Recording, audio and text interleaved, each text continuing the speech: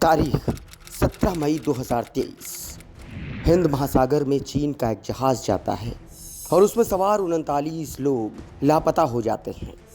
इतना ही नहीं, अब तक नहीं पता चल पाया कि आखिर वो गया कहाँ और चीन की सारी कोशिशें धरी की धरी रह जाती हैं। तभी चीन भारत से मदद मांगता है। जैसे ही चीन भारत के सामने मदद की झोली फैलाता है, भारत अपनी सारी दुश्मनी भुलाकर इंसानियत दिखाते हुए भारतीय नौसेना के खोजी विमानों को हिंद महासागर भेज देता है। भारतीय नौसेना तत्काल अपने खोजी विमान P-8I को केप कोमोरिन नेवल बेस से उड़ा देता है। भारतीय नौसेना का विमान भारतीय समुद्री क्षेत्र में 1660 किलोमीटर आगे तक गया, जहां पर चीन का जहाज डूबा था। ये जहाज मालदीव से थोड़ा आगे है। चीन के डूबने वाले जहाज पर 17 चीनी, 17 इंडोनेशियाई और 5 फिलीपींस के लोग सवार थे।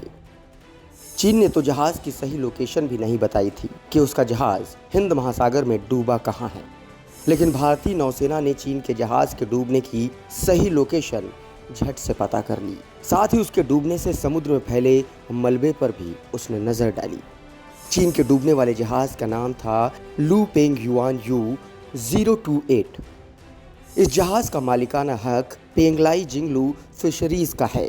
चीन ने अपने जहाज को खोजने के लिए 2 और जहाज़ों को तैनात किया था। इस जहाज का महत्व इसी से समझा जा सकता है कि चीनी विदेश मंत्रालय ने रेस्क्यू ऑपरेशन के लिए Australia, Sri Lanka, Maldives, Indonesia, Philippines और अन्य देशों के दूतावासों, वाणिज्य दूतावासों को सक्रिय कर दिया था। इतना ही नहीं, इन सब के नाकाम होने के बाद चीन की नौसेना ने भारत से मदद मांगी थी। भारतीय नौसेना के P-8I विमान ने चीन की ओर से भेजे गए नौसैनिक युद्धपोत को डूबे हुए जहाज की लोकेशन तक पहुंचाया, उन्हें रास्ता बताया। साथ ही चीन समेत दुनिया को यह संदेश भी दे दिया कि भारतीय नौसेना पूरी तरह से अलर्ट है। हमारी समुद्री सीमा के आसपास कुछ भी होता है तो हमारी नज़र पूरी तरह से बनी हुई है। और दुनिया ने भारत की बढ़ती ताकत को देखा भी और समझा भी कि भारत की सेनाएं कितनी सजग और तेज हैं।